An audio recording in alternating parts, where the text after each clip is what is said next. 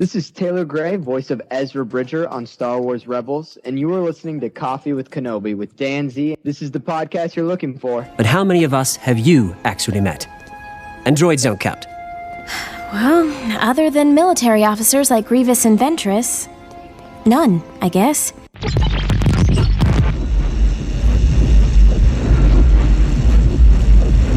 Echo Station 3TA. We have spotted Imperial walkers. Imperial walkers on the North Ridge. It's like Master Yoda said, do or do not, and I'm gonna do.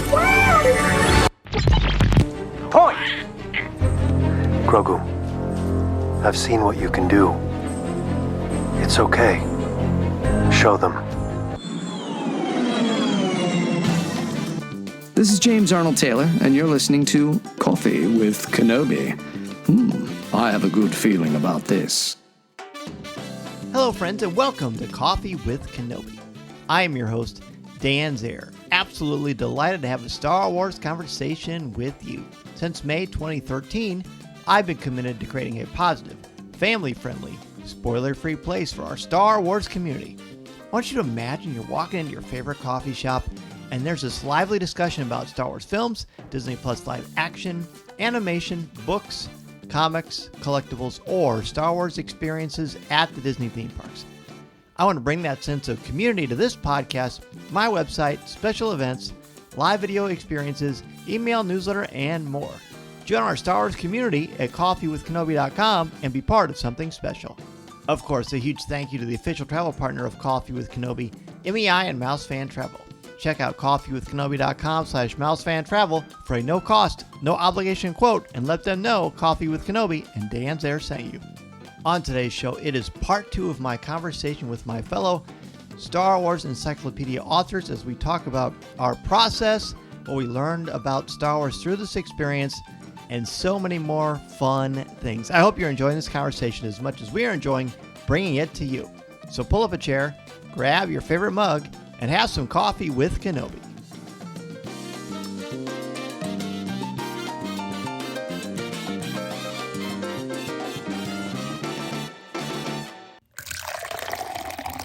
Kelly, how did this one differ for you compared to other things you've worked on?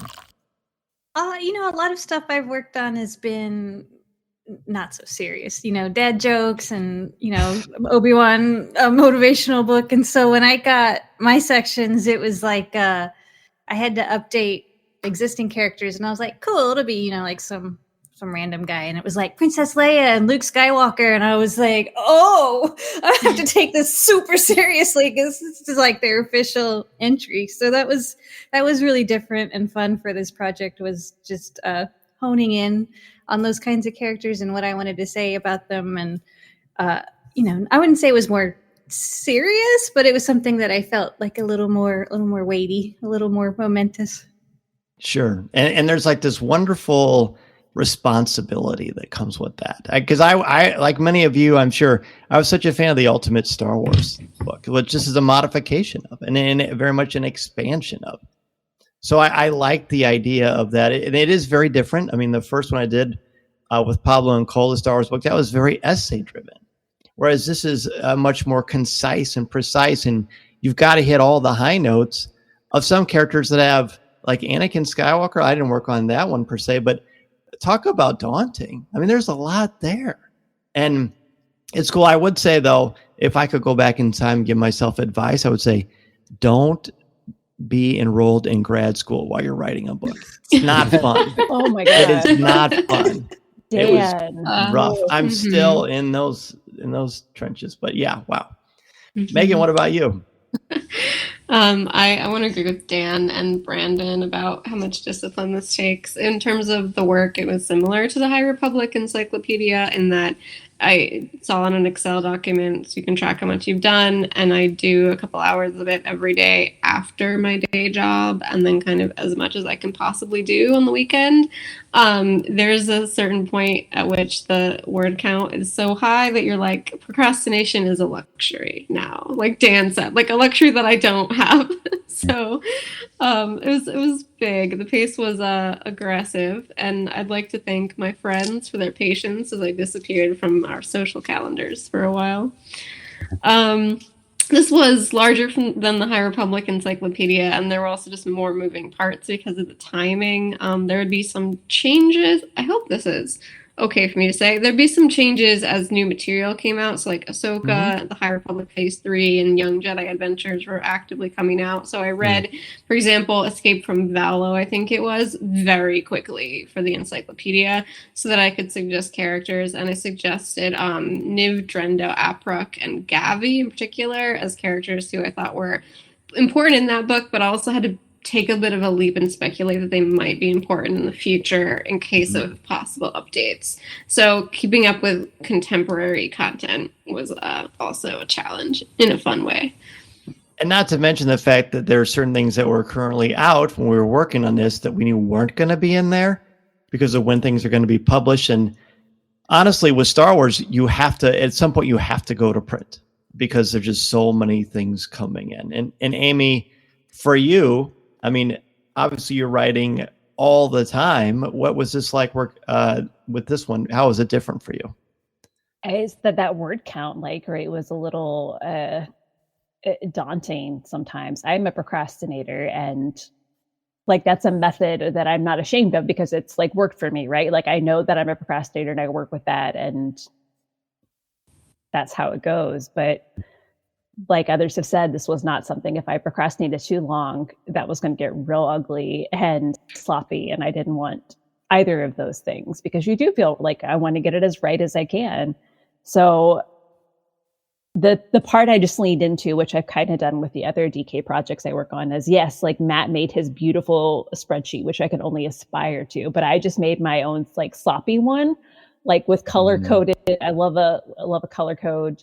With characters I needed to get done, or locations or whatever it was, week by week, so that I didn't necessarily sit down and write one per day or a certain amount per day, but I knew that over the week I needed to get this much, and maybe half of those entries only have 50 words each, so I can work on several at the same time, and was really just so satisfying to mark off a chunk all at once. But it was definitely a task in staying on top of it and staying disciplined and, negotiating both sides of when you have a lot to say about a character and when you're writing about a character or a creature that appeared in one scene and you're just what is every detail I can examine about this? Did they raise their eyebrow? It's in the encyclopedia. I ran into that a lot with a lot of the Mandalorian aliens and creatures, like little lizards be on screen for a second. I'm like, they are indigenous. You run out of things to say. But it is a fun challenge. This is how nutso I am. I knew my word count, and I divided by how many days I had to write it, and that's how many I forced myself to write every morning. That's smart. 7 days a week. Yeah, no, that's how I grade papers too. Yeah. That's a smart approach.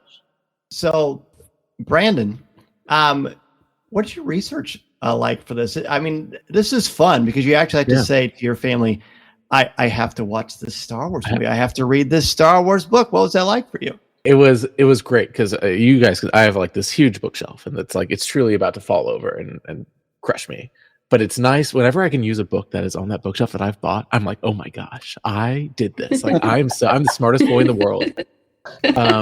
A lot of my entries, I don't know how I did a lot of episode 9, and then I did a lot of the Marvel comics, where kind of a lot of what I played in. And so, especially for the Marvel comics, it required reading every single Marvel comic in canon and I have Marvel Unlimited, the app, which is love that. Incredible if you're writing a book or not. It both that and the DC Infinite app are my favorite things in the world. But I just got a huge workout from it, and how my process, especially for these guys and girls, all the different characters, is going through every single of their noted appearances and just either control Fing to find them if they're a smaller character, and then just marking everything that they've ever been mentioned to do. Here's their hair color, here's the thing that they did, here's the thing that they ate, whatever it is. And so one day is here's my batch of 10, all from similar-ish comic or whatever, let's say, I'll just kind of barf out every single thing that they've done and then the next day I'll go and make it a real approved word count kind of thing. But I go straight to the source and I use the words that have already been approved, and then go from there. But especially with these like comic book characters, which may or may not have appeared in other things or have appeared in like young adult novels, there's a few that kind of cross over in a bunch of different capacities. And so it was just kind of like reading and then just barfing it out, I think is the phrase I'm going to keep using during this call. I love it. We'll make it a drinking game. There we go. Yeah, and I'm glad that you started with this because there's so much working in the content of different kinds of media, especially when you had to look at the Marvel comics themselves. Dan, what was your research like? Kind of similar to Brandon's. I also had a lot of comic book stuff. So, it was, and, I had, like, when Marvel took over, I read a lot of that stuff monthly, and then, like, my kids came to the planet Earth, so that slowed down. So I had to catch up. So, I did a lot of reading, and which was awesome, to get to, spend time kind of diving back into that stuff. And I also had Star Wars Resistance, which I really enjoyed doing. When I was at Lucasfilm for like the entirety of that show, like when they were working on it, when it came out, all that stuff, I covered it. And I used to, my oldest son was in the Lucasfilm daycare at the time, and I used to like pull him out of daycare, and they used to do screenings in the theater. So we would watch that show together when he was real little. So I always like have a connection to that show. So I really I got to go back and watch those episodes and, just remember all that stuff. So I kind of love that aspect of it. And I'll take this moment, if I may, just to say that Star Wars Resistance is really a solid show. I think that it might have been overlooked by some people who felt like it was too kiddie, but I feel like that, like what's great about it is how it speaks to kids in a language they can understand. And that was another thing, like rewatching it, that I kind of re-experienced is like for Kazuda, it's like, he's so clumsy, and like for him, the danger is like tripping and getting caught. And it's like, if you had little kids, like that's what happens a lot with them. They knock over drinks, they trip, they fall over, they get hurt. And it's like, so for a kid that age watching it, like that is going to speak to them in like a really real way. That something like a more high level danger, they might not really connect with on that level, and that's kind of what I love about that show. But anyway, watching that, and going to, it would be a mixture of that and then going to whatever resources I could, official resources, bios, that sort of thing. You're right about Resistance, by the way, especially as that series progressed, it got quite a bit darker, and it really changes how you look at the Hosnian Prime incident in The Force Awakens too, I think. Yeah, just enough. Like it was still, I felt like, like kid and family friendly. Yes. But it definitely aged up, and I think Lucasfilm has always done a really good job at aging the shows up as their audiences age. I mean, you look at Clone Wars or Rebels, like they all do that. Absolutely. Yeah. And Kelly, that brings us to you. What was your research like for this? Mine mainly was, like I said, updating existing characters and locations. So it was pretty much watching something like Rise of Skywalker, but focusing on Rey and her point of view, and then watching the same scenes again and focusing on, Luke and his point of view. And so there's a lot of just watching the same scenes over and over again. I think the hardest part when doing that is just kind of remembering where you need to start watching, because it's easy enough to skip through, but sometimes you're like, wait, when did that happen in the movie? And so it kind of takes a while to get there, but then once you kind of get the hang of it, I feel like they start going, pretty smoothly. And so, yeah, just lots of rewatching and looking for all the little details that could go in there, and then remembering, oh wait, this person was also in this show, and so then going over there and doing the same thing, and it's a happy labor of love. Yes, absolutely. Well, I had The Mandalorian and the Book of Boba Fett. So, and a lot of the things, really haven't been talked about or discussed. So I had tabs open regularly with Disney Plus. What an amazing resource that is. Imagine working on this like 20 years ago. We'd have the DVDs out and all this kind of stuff.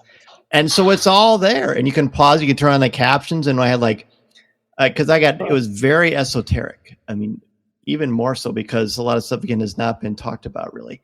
So I would watch a scene with a creature or some back alien and just really kind of figure out what are they doing. And like you said, Kelly, what is the perspective? Am I looking at this from Din Djarin's point of view or from someone else's point of view?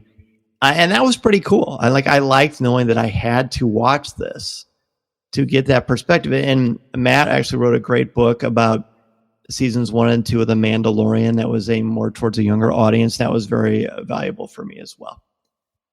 Megan, I think I know what your expertise was, but tell me about your research.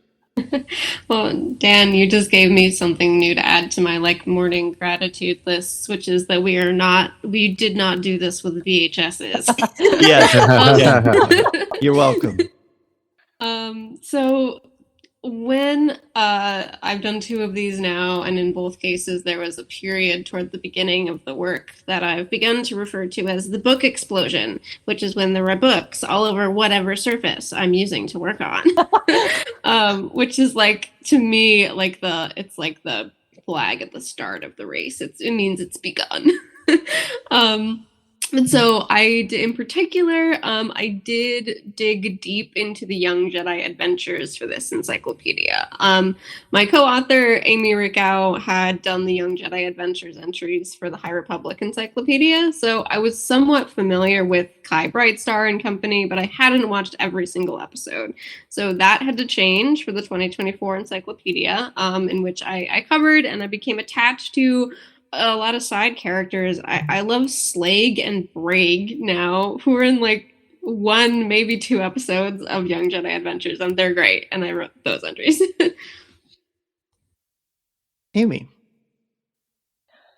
So I wrote mostly Andor and Ahsoka. So with Andor, and I don't remember, I think I had just learned from a previous DK project that if you're interested in something, just put an ask in and say, if no one else has asked about this, I would really like to do both of these. And that's what I did, because I really selfishly wanted a reason to watch Andor yet again, and to really let me stare at every scene with Luthen Rael and think about everything he says. So it was watching Andor again. It was getting in the weeds. It was, for some of those characters like Imperial officers that are here and there, just soaking up every line of dialogue. How did they deliver it? What is their posture?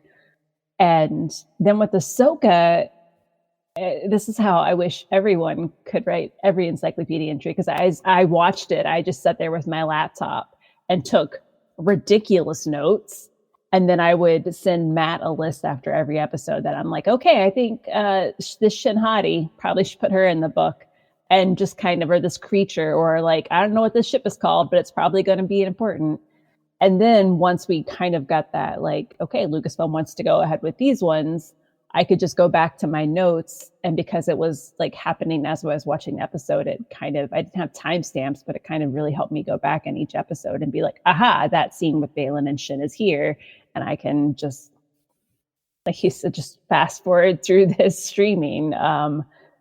But yeah, I don't know how you would even do the encyclopedia or something like this without a streaming service. And I hadn't thought about it. So you said it, Dan, and that would be a punishment, I think.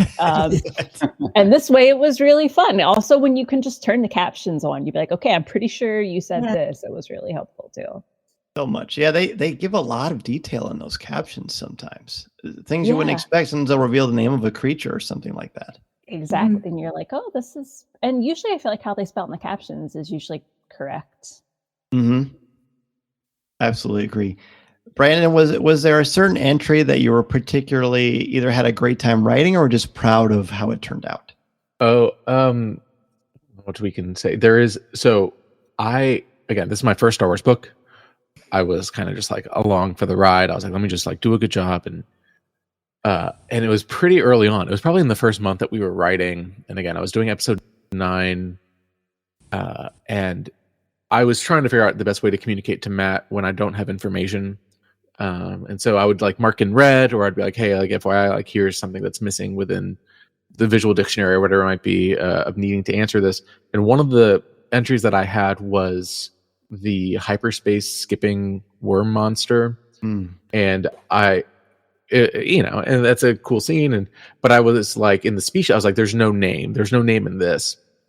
And normally now after I've written all these, like now when you send that, like they'll just name it and whatever. But for some reason, Matt in the doc was just like, Brandon, you can name.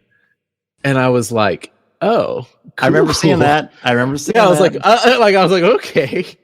And so then it was like a weekend of like, I was like, oh no, I was like the it's power you have. Because again, like obviously, and just for like listener reference or whatever, like just because you have the opportunity to name doesn't mean they'll go with it, right? Like if I came with a stupid name, they'd be like, nah, we'll just come up with it. I'll just G-chat Pablo, I guess, right, or whatever.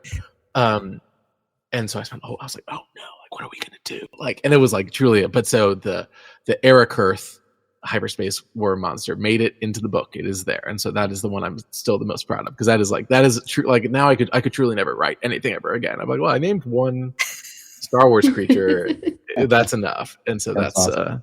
That's that. Yeah, it was. I don't know why. I truly still don't know why Matt did that. Like that's stupid. He shouldn't have done that. But here we are. So. That's great. I love that story. I appreciate you sharing that. Yeah. Dan, what about you? One that I especially enjoyed? Yes. Let me think. I think it would have to be the resistance stuff, like for the reasons I was saying. And I enjoyed especially like all the little like background characters who don't have a ton to do, because it was kind of I like the challenge of, how do you make this feel like a real person where, they might have even had a line, of dialogue, but you've got to like pick them out of what they're doing in the background and kind of piece a personality together that way, or convey, their loyalty to someone or to like the Castellan base. So, I just kind of enjoyed that challenge. And again, like just rewatching that show was great.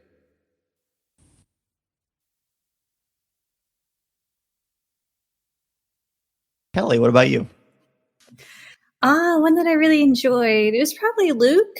I remember on that one, it had sent me down a rabbit hole of one of the novels, because I was trying to figure out if the name of the planet that his temple was on was actually named something. I don't know. It was a really deep rabbit hole. I had a lot of fun going down that one. And, I think I also got to write about Luke meeting Ahsoka and all this like really meaningful stuff. And so I think his entry was probably the most fun to write.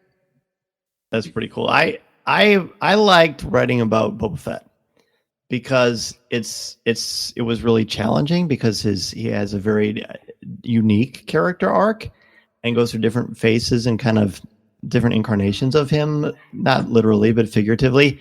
So that was a good challenge to kind of narrow down what happens in season 2 of Mando and then the Book of Boba Fett as well. I like that. I like a good challenge. If you hear my dog in the background, she's very excited about our conversation.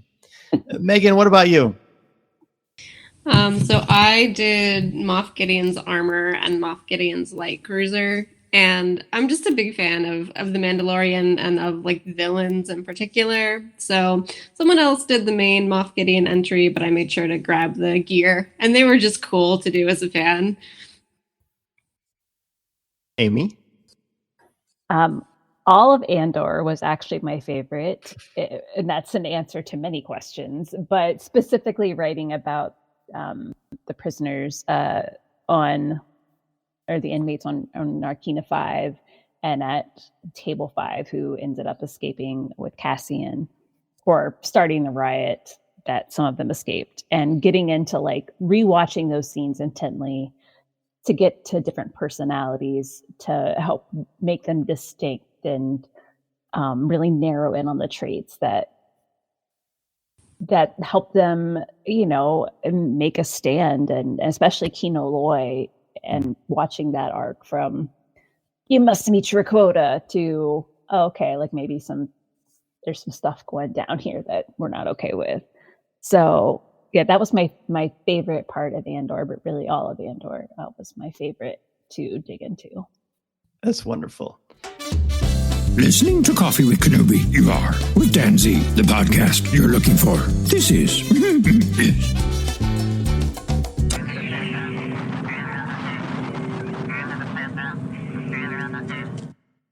Well, you know what? I think what everyone needs to do, if you haven't done already, you need to buy the book.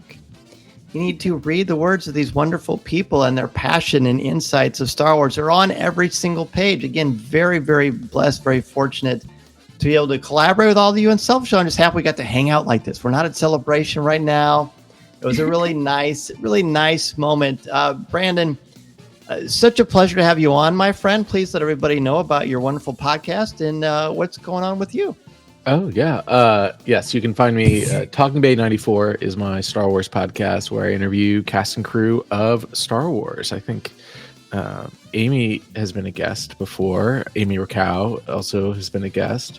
Kelly has not been a guest. Have you been a guest? I don't know, Ed. Dan hasn't been a guest. What's No one happening? else has been a guest. Yeah, so we might need to fix that. But always fun. And yeah, it's just behind the scenes stories from Star Wars. And then my next DK book, I should know the full name. The Encyclopedia of Starfighters and Other Vehicles will come out this fall. So similar to what you said, Megan, like I'm glad that my work wasn't terrible. Like they asked me to do something else. So that's nice. It was a nice thing.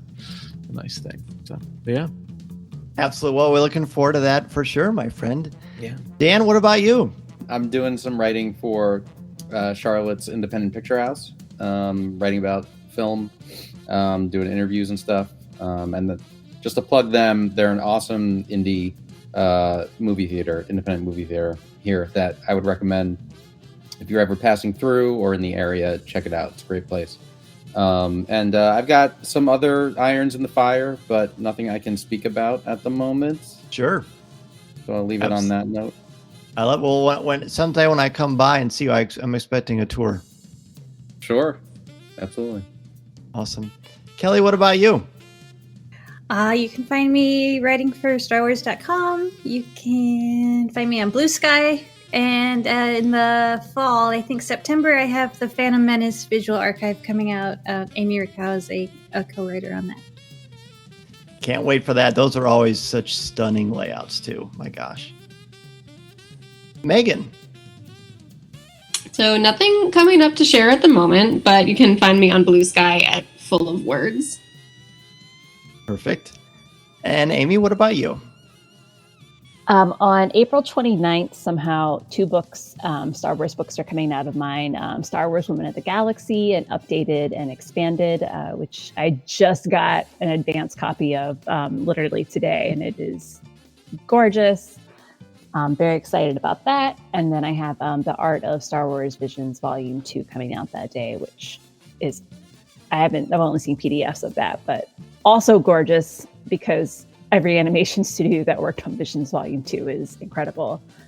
And then separate from Star Wars, I have my debut fiction novel coming out on March 29th. It's called Thrill Ride, and it is a romantic comedy set in fictional theme park world. I started reading it. It's really good. Yeah. Oh, yay. Thank you, guys.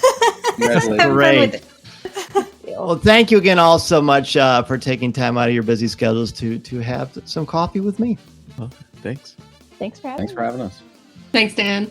A huge thank you to Brandon, Kelly, Megan, Dan, and Amy for joining me to talk about the Star Wars Encyclopedia. What a great book to work on.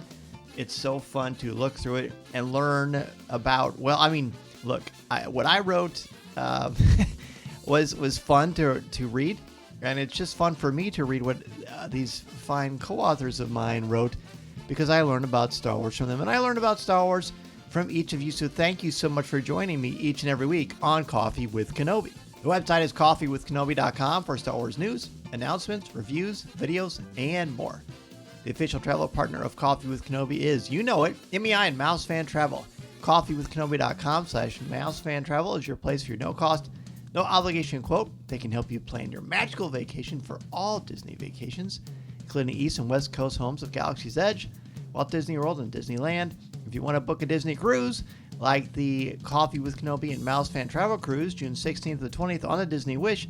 Mouse Fan Travel can help. For more on the Coffee with Kenobi cruise on the Disney Wish, go to coffeewithkenobi.com/DisneyWish. It is also a terrific way to support me and Coffee with Kenobi. The CWK Cafe Facebook group at coffeewithkenobi.com/community is your place for Star Wars thoughts, comments, reviews, and opinions in a family-friendly, spoiler and drama-free place. Coffee with Kenobi is possible because of the members of the CWK Alliance. Thanks to you, this podcast, the website, event coverage, and more have come to life. Find out how you can help the show for as little as $1 a month by joining the CWK Alliance. As a member, you receive access to CWK Pour-Over, the exclusive weekly audio and video podcast not available anywhere else. Members at the CWK Alliance All-Star level receive a video edition of CWK Pour-Over and access to a private Facebook group. You can find out all the information and sign up today at coffeewithkenobi.com/CWK Alliance. And I am proud to say that 10% of your monthly contributions to the CWK Alliance go directly to the St. Jude Children's Hospital. Have a thought, comment, or question? Email me, danz at coffeewithkenobi.com.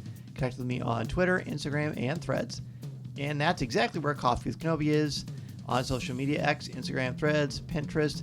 Give the show a like on Facebook at facebook.com/coffeewithkenobi, or subscribe to Coffee with Kenobi's YouTube channel. Please, if you have a moment, take a few minutes to rate and review the show on Apple Podcasts and Spotify. Go to the TeePublic store at coffeewithkenobi.com/shop for your own Coffee with Kenobi hoodie, mug, sweatshirt, and a lot of other cool items. And finally, if you need a speaker for an upcoming event, you can book me to speak at your school, conference, business, or organization. I'm happy to discuss mythology with your group, help you tap into your strengths, and bring out your best. As always, thank you for joining me for a virtual cup of coffee. I appreciate your time and look forward to the next opportunity to discuss Star Wars with you. I'm Dan Zehr, and I'm reminding you that this is the podcast you're looking for. This podcast is not endorsed by the Walt Disney Company or Lucasfilm Limited. It is intended for entertainment and informational purposes only. The official Star Wars website can be found at www.starwars.com. Star Wars, all names, sounds, and any other Star Wars related items are registered trademarks and/or copyrights of Disney and their respective trademark and copyright holders. All original content of this podcast is the intellectual property of Coffee with Kenobi unless otherwise indicated. This is the podcast you're looking for.